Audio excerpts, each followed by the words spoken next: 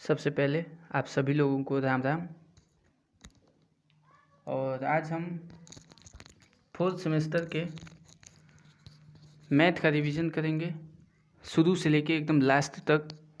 देखते हैं कहाँ तक हो पाता है। अगर आज पूरा नहीं हो पाता है तो कल भी हम लोग इसी पे एक कार्य करेंगे। तो देखते हैं। सबसे पहले हम लोग देख लेते हैं विषय सूची और कितने चैप्टर हैं। तो पूरे 20 चैप्टर हैं हम लोगों के। जहाँ तक हो सकता है आज क्लियर हम लोग करेंगे और बस रिवाइज करते रहेंगे। मेन इम्पोर्टेंट जो है बस उसे देखेंगे, क्योंकि समय बहुत कम है और उसे देखते हुए हम लोग चलेंगे। तो सबसे पहला चैप्टर दे रखा है कि कर्ण कणिगत राशि, कर्ण चिन्ह तथा कर्ण का घातांक। तो हम लोग इसमें देखेंगे कि सिर्फ हमें स्क्वायर रूट यही निकालना होता है और हमें कर्ण को ख़त्म करना होता है, जिसको ख़त्म करने के कुछ घातांक के नियम भी हैं। उन सारे नियमों का प्रयोग करते हुए हम कर्ण को ख़त्म करते हैं। तो देखेंगे कि इसमें ज़्यादा कुछ दे नहीं रखा है, बस डायरेक्टली हम लोग क्वेश्चन को भी देखते चलेंगे। देखिए दे रखा है, प्रयास कीजिए निम्न संख्याओं में से कर्ण संख्याओं को बताइए। कर्ण संख्याएं कौन सी हैं? तो दे रखा है √64 क्यूब रूट √64। तो हम 64 को जानते हैं कि 4 × 4 × 4 लिख सकते हैं। तो जब हम 4 की घात 3 से लिखेंगे तो क्यूब रूट है तो एक 4 बाहर निकल जाएगा, तो इसका फिर आंसर होगा। ऐसे ही सारे होंगे, जो नहीं होंगे हम उनको घातांक के रूप में लिख देंगे। ऐसे ही हम लोग देखते चलेंगे। इकाई से संबंधित सामान्य नियम, जो कर्ण के नियम होते हैं वो ये यहाँ पे बताया गया है कि a परिमेय संख्या है तथा n एक धन पूर्णांक है। यदि a nवां मूल एक अपरिमेय राशि हो तो a⁴1/n = n√an को घात n की कर्ण कहा जाता है। वही बात है। उदाहरण के रूप में देख सकते हैं √3 को हम लिख सकते हैं 3 की घात 1/2, एक द्वितीय घात की कर्ण है। √5 को अगर 4 दे रखा है आगे तो 5 की घात 1/4 एक कर्ण है जिसकी घात 4 है। अब कुछ घातांक के नियम है। घातांक के नियम हैं 2-4 बहुत ही इम्पोर्टेंट हैं कि अगर उनका बेस समान है तो घातें जुड़ जाती हैं। अगर बेस जो है कि a⁴m भागा में a⁴n है तो a⁴m-n हो जाता है। अगर a⁴m की घात n है तो घातों का गुणा हो जाता है, a⁴m × n हो जाता है। ऐसे ही और a⁴0 का मान 1 होता है। ये कुछ नियम हैं। इन्हीं नियमों को देखते हुए हम आगे कुछ क्वेश्चन को देख लेते हैं। दे रखा है 243 243 की घात 3/4 को सरल कीजिए। तो 243 की घात 3/4, तो हम देखेंगे कि 243 को हम लिख सकते हैं 3⁵। तो 3 की घात 5 की घात 3/5 लिखे हैं हम। तो हम जानते हैं कि बेस a है, a का मान 3 है, तो 3 की घात 5 की घात 3/5 है, तो घातों का गुणा हो जाता है। तो जब हम इसे गुणा करेंगे तो 5 × 3/5, तो 5 से 5 कट जाएगा, 3⁵ हो जाएगा। और 3 का घात 3 का मतलब 27 होता है। ऐसे ही हम क्वेश्चन को सॉल्व करते रहेंगे। आ जाइए हम आगे चलते हैं।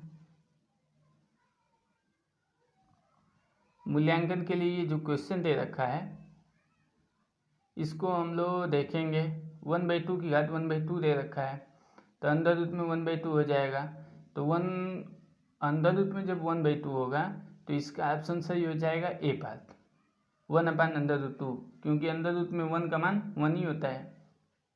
अब सेकेंड वाला दे रखा है √8 की घात 1/3, तो √8 को हम लिख सकते हैं 2 × 2 × 2, यानी इसके आंसर 2 हो जाएगा, ए ऑप्शन सही होगा। ठीक उसी प्रकार से हम लोग आगे करते रहेंगे। और देख लीजिए 7 नंबर क्वेश्चन को, ax⁴a। जब ऐसे, जहाँ तक हमें उम्मीद है कि जब 7 नंबर के जैसे क्वेश्चन आते हैं तो उनका ऑप्शन जो सही होता है वो 1 ही होता है। तो आप लोग देखते रहिएगा। ये 8 नंबर क्वेश्चन थोड़ा सा ट्रिपिकल है, इसे हम लोग देख लेंगे और सारे क्वेश्चन सेम हैं। अब पहला चैप्टर इसी के साथ खत्म होता हुआ अब दूसरे चैप्टर पे हम लोग आएंगे जो वर्ग, वर्गमूल, घन, घनमूल की अवधारणा है। तो हमें ज़्यादा थ्योरी को ध्यान में न देते हुए बस हम लोग मेन चीज़ जो है उसे देखेंगे। क्या दे रखा है कि 3 सेंटीमीटर भुजा के एक वर्ग में 1 सेंटीमीटर के क्षेत्रफल के वर्गों की संख्या बनाकर बताइए। तो बना देंगे 1-1 सेंटीमीटर के। 3 सेंटीमीटर का एक वर्ग बनाएंगे, सबसे पहले उसे 1-1 सेंटीमीटर में हम डिवाइड कर देंगे। बस आगे हम लोग चलते रहेंगे। निष्कर्ष को ध्यान में रखते हुए कुछ इम्पॉर्टेंट चीज़ें होती हैं जिसे वो ब्रैकेट में कर देते हैं। तो निष्कर्ष को हम लोग देखेंगे कि शून्येतर पूर्णांक के वर्ग धनात्मक पूर्णांक अथवा प्राकृतिक संख्याएं होती हैं। सेकेंड नंबर है कि वर्ग पूर्णांकों के वर्गमूल धनात्मक तथा ऋणात्मक पूर्णांक के होते हैं तथा एक्स स्क्वायर के वर्गमूल प्लस माइनस एक्स होता है, जो ऊपर हम लोग कर रहे थे। और शून्य का वर्ग शून्य होता है, हमेशा ध्यान देने वाली बात यही है, और शून्य का वर्गमूल शून्य होता है। अब आगे 2-4 क्वेश्चन हैं, उन क्वेश्चनों को करना है, आप लोग करते रहिएगा। इधर दे रखा है कि 1 से 9 तक की संख्याओं के वर्ग उनके वर्गमूल पर आधारित निम्नांकित तालिका में रिक्त स्थानों की पूर्ति कीजिए। तो हम लोग देखेंगे कि आगे जो खाली स्थान है उसमें क्या भरा जाएगा। तो इसके हिसाब से दे रखा है, तीसरे नंबर पे आएंगे कि 2, 4 √4। तो ये एक्स स्क्वायर का मान 4 दे रखा है, यहाँ पे एक्स का मान 2 दे रखा है, तो एक्स स्क्वायर का मान 4 हो जाएगा। अंडर रूट में निकालेंगे इसका मान, तो अंडर रूट 4 का मान 2 हो जाएगा। तो लास्ट में यहाँ जो खाली स्थान है वहाँ पे 2 ही भरा जाएगा। आगे चलेंगे हम, ऐसे ही सारा हम भरते रहेंगे। आगे चलेंगे तो आगे हम लोग देखेंगे, प्रयास कीजिए। दे रखा है कि 216 किस प्राकृतिक संख्या का घन है। तो देख लेंगे कि 216 किसका घन हो रहा है। तो 6 का लगभग हो जाएगा।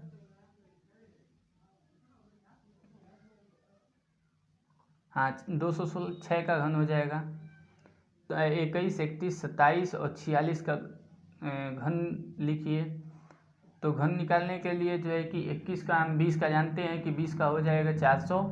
तो 21 का कितना होगा, तो 21 का 21 में हम गुणा करेंगे। 20 का होता है 8000,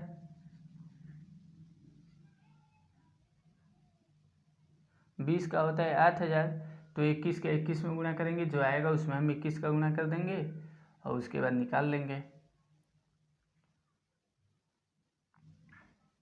आगे हम लोग चलते रहेंगे। इधर देखिए, ये प्रयास करना है, ये कुछ क्वेश्चन दे रखे हैं, इसे सॉल्व करना होगा।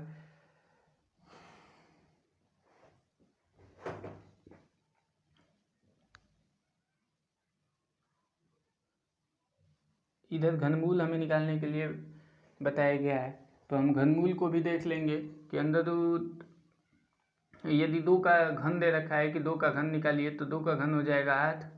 ऐसे ही 5 का घन दे रखा है, तो 5 × 5 = 25 और 25 × 5 = 125। ऐसे ही हम लोग घन निकालते ही रहेंगे। उसके बाद ये देखिए, सामने दे रखा है कि 1/1000 का क्यूब रूट निकालना है। तो हम 1000 को लिख सकते हैं 10 × 10 × 10, यानी 10 की घात 3। तो 1/10 निकल के आ जाएगा ऐसे ही। या फिर -1/8 दे रखा है, इसका क्यूब रूट निकालेंगे तो -1/2 होगा। ऐसे ही क्वेश्चन है कि 27 किस संख्या का घन है। प्रयास कीजिए में दे रखा है कि 27 किस संख्या का घन है। तो हम 27 को 3 × 3 × 3 लिख सकते हैं, यानी 3 का ये घन है। 125 को 5 के घातीय संकेतन के रूप में कैसे लिखेंगे, तो 5⁻³ लिख देंगे। और तीसरे नंबर पे दे रखा है कि -125/216 किस संख्या के घन का मान है। तो हम जानते हैं कि 125 का घन हो जाएगा -5 और 216 का घन हो जाएगा 6, यानी 5/6 का ये घन है। ऐसे ही हम लोग आगे चलते रहेंगे। निम्नलिखित संख्याओं का घनमूल निकालिए, हम इसका घनमूल निकाल देंगे।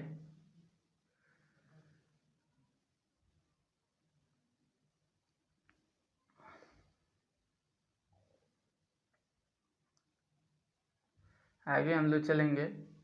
सेकेंड नंबर 1/5 का घन बताइए, तो 1/5, तो 1 का घन हम करेंगे तो 1 ही होगा, 5 का घन करेंगे तो 125 हो जाएगा, तो 1/125 हो जाएगा। 0.1 का घन बताइए, तो 0.1 इंटू 0.1 इंटू 0.1, तो 1 2 3, तो यानी 0.001 हो जाएगा। ऐसे ही हम लोग आगे चलेंगे। सेकेंड चैप्टर खत्म हुआ, तीसरे चैप्टर पे किसी संख्या का वर्गमूल तथा दशमलव संख्या का वर्गमूल ज्ञात करना। ठीक वही प्रोसेस है, बस हम लोग दशमलव को ध्यान में रखते हुए और इसको निकालेंगे। इसमें ज़्यादा कुछ है नहीं, सेम प्रोसेस लगनी है। अब दे रखा है प्रयास कीजिए कि निम्नलिखित परिमेय संख्याओं के वर्गमूल ज्ञात कीजिए।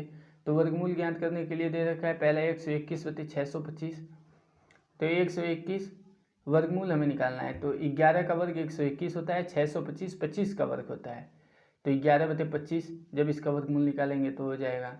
और 225 दे रखा है, दूसरे वाले में 225 दे रखा है, तो 225 होता है 15 का वर्ग, और 49 दे रखा है तो ये 7 का वर्ग होता है, यानी 15/7 इसका आंसर हो जाएगा। ऐसे ही हम निकालते रहेंगे, आगे चलेंगे।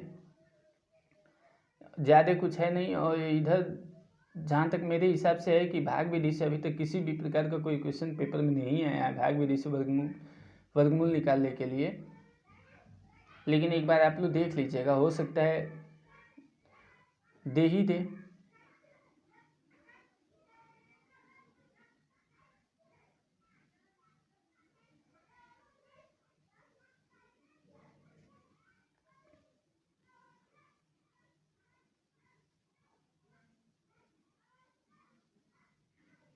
हम लोग आगे चलते रहेंगे, आगे चलेंगे तो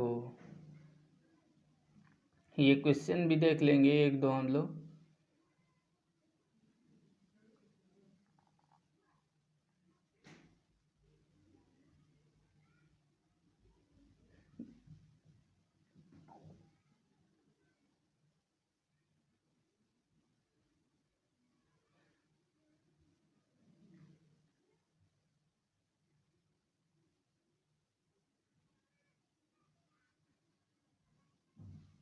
सब क्वेश्चन इजी हैं, इजी क्वेश्चन हैं, सब एकदम लग जाएंगे। ये 13 नंबर क्वेश्चन देख लीजिए, √2 + 1/√2 का स्क्वायर का मान क्या होगा। a + b का होल स्क्वायर का फार्मूला होता है a² + b² + 2ab। जब इस पे हम रखेंगे तो √2 का स्क्वायर करेंगे तो 2 हो जाएगा, इसका करेंगे तो +1/2 हो जाएगा, और 2 इंटू √2 इंटू 1/√2, √2 से √2 कट गया, 2 बच गया, यानी 2 2 4 + 1/4, तो 4 चौके 16, 1 17, 17/2।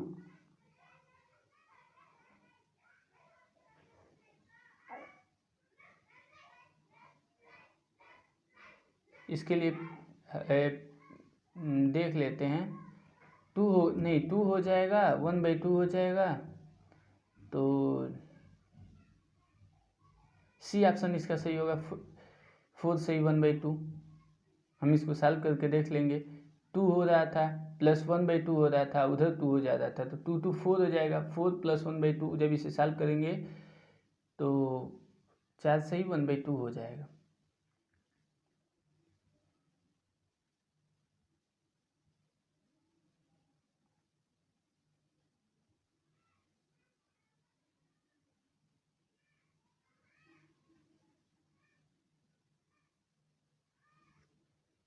जहाँ तक मुझे उम्मीद है कि घन से 1 या 2 क्वेश्चन पूछ देगा, इससे ज़्यादा, क्योंकि और सारे टॉपिकों से तो क्वेश्चन उन्हें उठाना है। तो इधर देख लेंगे कि प्रयास कीजिए, दे रखा है कि क्यूब रूट 125 × 216। हम इसे अलग अलग नहीं करेंगे, हम एक ही में कर लेंगे। हम जानते हैं कि 125 होता है 5 का क्यूब, और 216 होता है 6 का क्यूब, यानी यहाँ से एक 5 निकल जाएगा बाहर, और 216 से एक 6 निकल जाएगा बाहर, तो 5 × 6, तो 6 × 5 30, यानी इसका आंसर 30 हो जाएगा। ऐसे ही सेकेंड नंबर भी हो जाएगा। आ जाते हैं हम लोग और नीचे, अब इस चैप्टर को ही हम लोग चेंज करते हैं। क्योंकि इससे ज़्यादा इससे पूछने वाला नहीं है। अब हम इकाई 5 पे आ जाते हैं कि किसी सिक्के के उछालने पर चित या पथ के ऊपर पड़ने की संभावना, ये प्रोबेबिलिटी से है। तो हम ज़्यादा कुछ थ्योरी ना पढ़ते हुए बस हम मेन चीज़ें जानेंगे। हम ये जानते हैं कि किसी सिक्के को हम ऊपर उछालते हैं तो उसकी 2 स्थितियाँ बनती हैं, या तो हेड आएगा या तो टेल आएगा, 2 ही आ सकते हैं। तो कुल प्रकार 2, और एक बार हम उछालेंगे तो 2 ही आएगा, या तो हेड आ सकता है या टेल आ सकता है। 2 सिक्के हम उछालते हैं तो कुल प्रकार कितने हो जाएंगे? 4 हो जाएंगे, क्योंकि पहले सिक्के पे 2 आएगा, दूसरे सिक्के पे 2 आएगा, तो 2 2 4 हो जाएगा। ठीक इसी प्रकार हम लोग आगे बढ़ते हैं। मूल्यांकन के लिए दे रखा है कि एक सिक्के के कितने तल होते हैं, तो 2 तल होते हैं। अब आगे दे रखा है किसी पासे को उछालने पर किसी एक फलक के ऊपर आने की संभावना। तो जब हम पासा, हम जानते हैं कि जो हम लूडो खेलते हैं उसमें जो वो जिस पे सारी संख्याएं लिखी होती हैं 1 से लेकर 6 तक, उसे हम पासा बोलते हैं। और जब एक पासे को हम उछालेंगे तो कोई एक फलक ही ऊपर आएगी, एक ही लिखा हुआ अंक ऊपर आएगा। लेकिन पासे को उछालने पर कुल प्रकार 6 तरीके से आ सकता है। तो कुल प्रकार, अनुकूल प्रकार प्रोबेबिलिटी इक्वल टू होता है अनुकूल प्रकार बटे कुल प्रकार। तो एक ही संख्या ऊपर आएगी और सारी संख्याएं तो फलक नीचे आएगी और सारी फलक नीचे आएंगी, तो अनुकूल प्रकार 1 हो जाएगा और कुल प्रकार 6 हो जाएगा। तो इसकी प्रोबेबिलिटी 1/6 होगी। और ये इसके क्वेश्चन हमने आपको प्रैक्टिस में करा भी रखा है।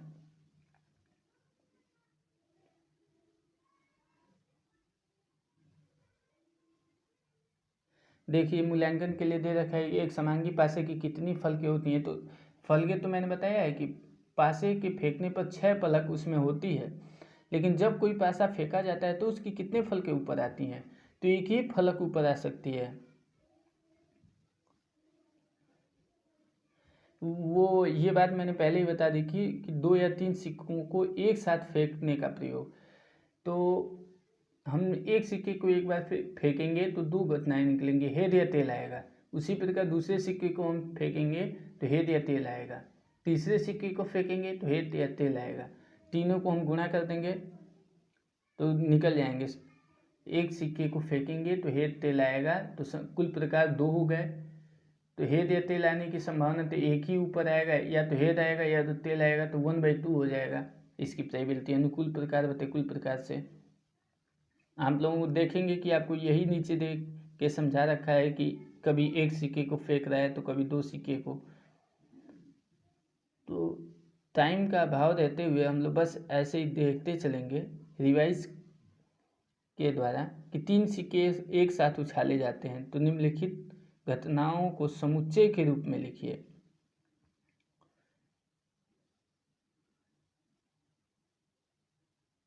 ये सारे क्वेश्चन दे रखे हैं, इन क्वेश्चनों को आप लोग अच्छे से सॉल्व करते रहिएगा। 2 पासों को एक साथ फेंकने का प्रयोग, 2 पासे एक साथ फेंके जाते हैं तो एक पासे फेंकने पे हमें 6 प्राप्त होते हैं, 6 घटनाएं प्राप्त होती हैं। तो 2 पासे फेंकेंगे तो कुल प्रकार, एक पासे फेंकने पे कुल प्रकार 6 प्राप्त होते हैं। 2 पासे फेंकेंगे तो 6 × 6 36 घटनाएं प्राप्त होंगी।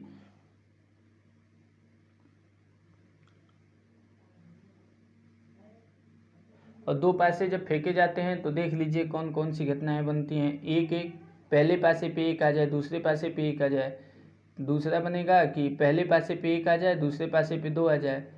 पहले पासे पे 1 आ जाए, तीसरे पासे पे 3 आ जाए, दूसरे पासे पे 3 आ जाए। पहले पासे पे 1 आ जाए, दूसरे पासे पे 4 आ जाता है। ऐसे ही पहले पासे पे 6, दूसरे पासे पे 6, 36 घटनाएं बनेंगी।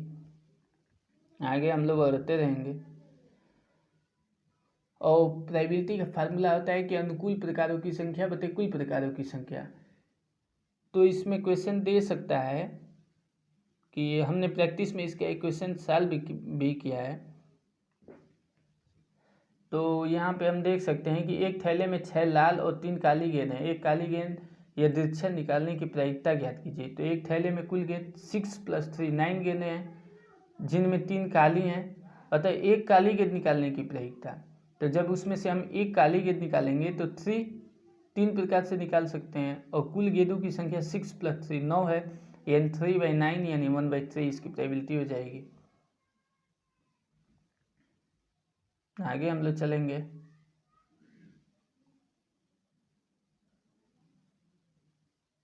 10 नंबर दे रखा है कि वर्गीकृत आंकड़ों की मध्यिका एवं बहुलक की गणना करना है।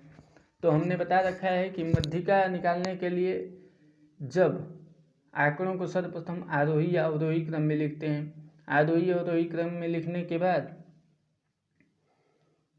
देख लेते हैं कि n का मान कितना है, कितने पद हैं, और n अगर सम है तो उसके लिए फार्मूला होता है कि n/2 वहाँ पद प्लस n/2 + 1 वहाँ पद और पूरे का बटे 2, जब n सम है। और जब आंकड़े दिया हो और n का मान विषम आता है तो विषम और इजी है, बस n + 1/2 उसमें +1 करके और 2 से भाग दे देंगे, वही वाला पद, और आंकड़े में देख लेंगे कि कौन सा पद आ रहा है, वही उसकी मध्यिका हो जाती है। आगे हम लोग चलेंगे।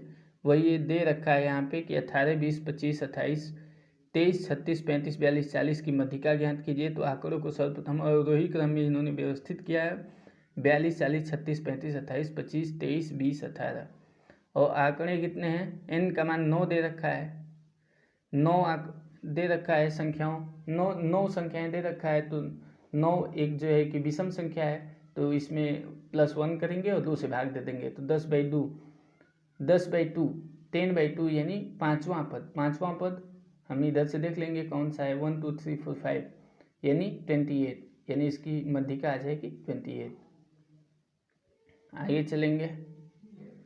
जब दे रखा है कि निम्नलिखित बारंबारता बंधन की मध्यिका, जब ऐसा दे पद और बारंबारता अलग अलग दे तो इसके लिए हमें एक तीसरा कॉलम बनाना होता है और उसका संचयी बारंबारता निकालना होता है। संचयी बारंबारता निकालने के लिए बारंबारता को हम ऊपर से प्लस करते हुए जाते हैं।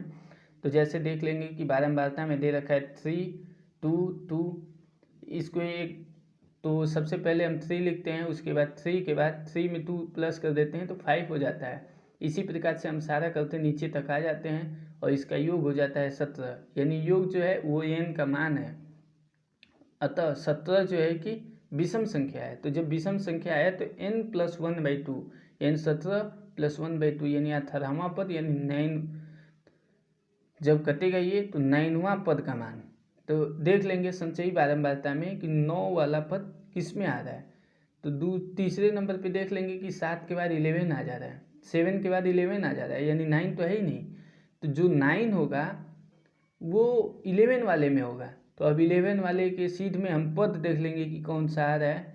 तो 11 के में बारंबारता 4 दे रखा है और पद 8 दे रखा है, अतः इसकी मध्यिका 8 हो जाएगी। हम आगे आएंगे। ठीक वैसे ही क्वेश्चन दे रखे हैं। अब बहुलक देखते हैं। तो बहुलक बहुत ईजी है। बहुलक में हम जानते हैं कि जिसकी बारंबारता अधिक होती है वही हमारा बहुलक होता है। तो पहले ही क्वेश्चन को देख लेते हैं कि आयु वर्षों में दे रखा है और बारंबारता दे रखी है। तो 11 1 बार, 12 3 बार, 13 4 बार, 14 2 बार, 15 2 बार। किसकी बारंबारता सबसे अधिक है, तो सबसे अधिक बारंबारता 13 की है, अतः यही हमारा बहुलक होगा। बहुलक